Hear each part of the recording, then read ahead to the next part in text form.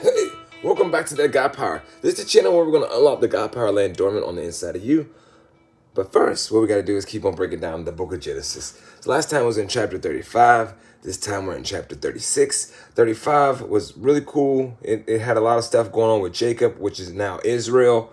And now in chapter 36, we're going to talk about Esau. So let me give you some spoiler alert right here. Spoiler alert. Okay, this whole chapter is about the family of Esau, right? If you're not interested in the family of Esau, you should skip this chapter. Let me tell you what happens. We're just about to go through all the descendants of Esau, going all the way into the future. I don't know how far we're going into the future, but we're going to talk about a whole bunch of them. So buckle up, because here are the descendants of Esau. Also, remember, you can skip this if you don't want to know this, but I don't think there's anything here that drives the plot forward. But let's just figure it out, all right? So this is the account of the descendants of Esau, also known as Edom. Esau married two younger women from Canaan, Ada, the daughter of Elon the Hittite, and Aholibamah, the daughter of Anah and granddaughter of Zibeon the Hivite. He also married his cousin Basemath, who was the daughter of Ishmael and the sister of Nebaioth. Ada gave birth to a son named Eliphaz for Esau, and Basemath gave birth to a son named Reuel. This chick's name is hard as crap. Aholibamah.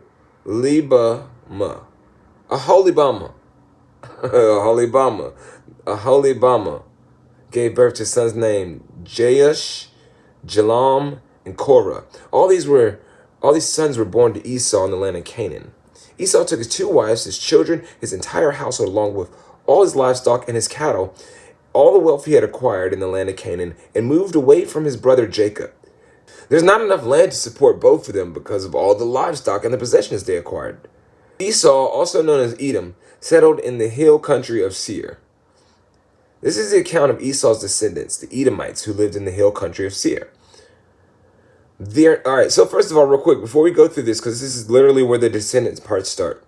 This story so far, basically, Esau and Jacob, Israel now, cannot live in the same spot because they got too much resources. It's like, dude, we own too much. We're clashing with each other. So they had to move away from each other. It's not clashing in a bad way. It doesn't say negative. It's just, it is what it is. Resources overlapping type deal.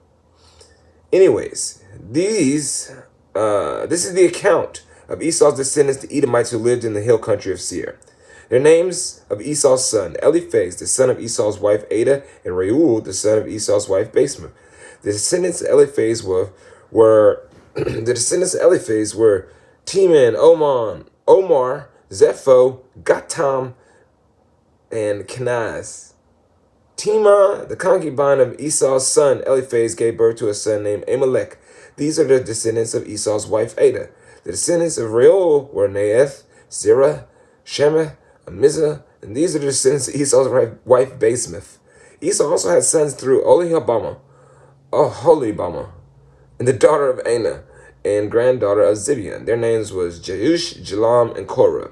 These are the descendants of Esau who became the leaders of various clans. The descendants of Esau's oldest son, Eliphaz, became the leaders of the clan of Teman, Omar, Zepho, Kenaz, Korah, Gatam, and Amalek. These are the clan leaders in the land of Edom who descended from Eliphaz. All of these descendants of Esau's wife Ada. So basically, he had some leaders coming out of his family. The descendants of Esau's son Reuel became the leaders of the clans of Nahath, Zerah, Shammah, and Mizah. These are the clan leaders in the land of Edom who descended from Reuel. All of these descendants were from Esau's wife Basemath.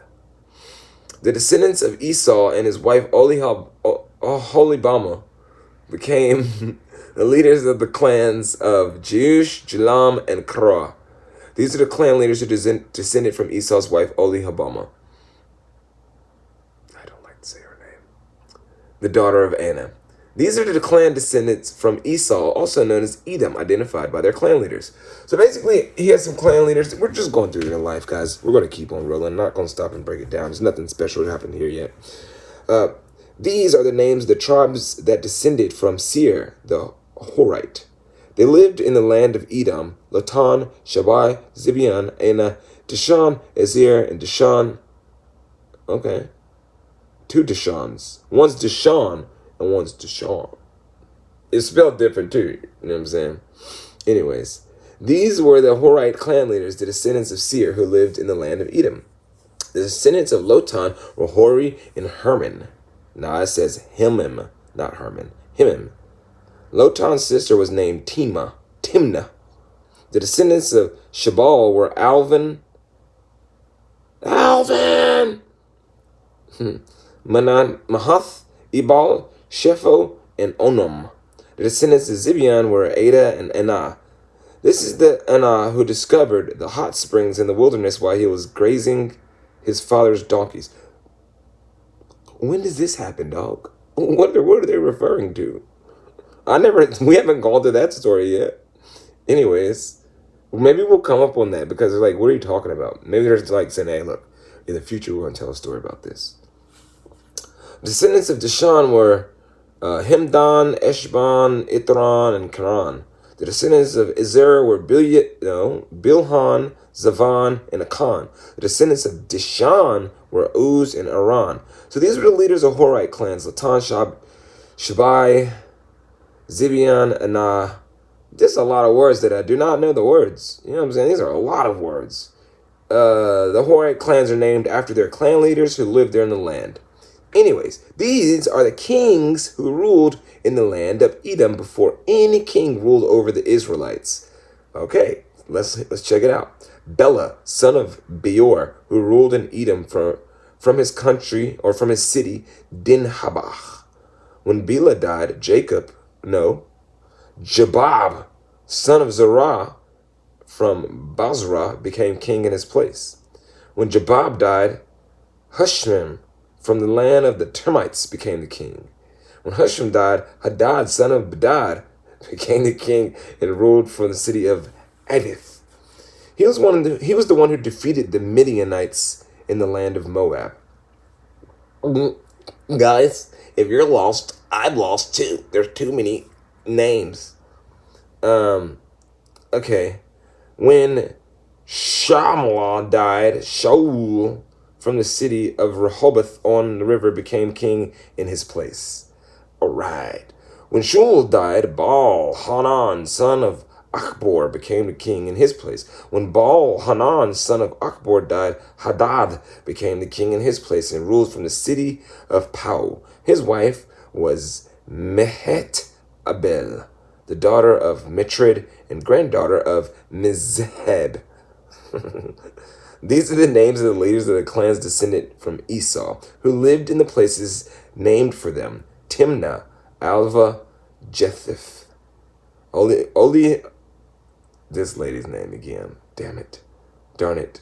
Aholibama, Ella, Pinion, Kenaz, Timon, their settlements, all the rest of their names. These are the leaders of the clan of Edom listed according to their settlements and land they occupied. They all descended from Esau, the ancestor of the Edomites. I think that's the biggest takeaway here, is that Esau is the ancestor of the Edomites. Now, I said a whole lot of names that I couldn't pronounce, and that you probably can't even pronounce either, unless you come from this place. But if you can pronounce it, put the pronunciations in the comments below. But this is the end of chapter 36. I told you guys you could skip this one. Key takeaway points is that there was too much resources between the brothers. They had too much, so they had to move away from each other. So let's see what happens in chapter 37 when we get back into the story, right? So we just took a little break here just to go over Esau's family, to see what the Edomites were about and where they come from. Now we know. And that was good. Hopefully you learned something. We broke that down. Let's go ahead and break down 37 in the next one. Hope that you guys learned something today. I hope that it was fun for you. Anybody who likes to do that kind of stuff, who likes to listen to somebody struggle through reading people's names, maybe that's fun for you. I don't know. Yeah, cool. Anyways, I hope that you have a beautiful, blessed day. And remember that you got that God power. on your heart, tugging on your. Get them, get them.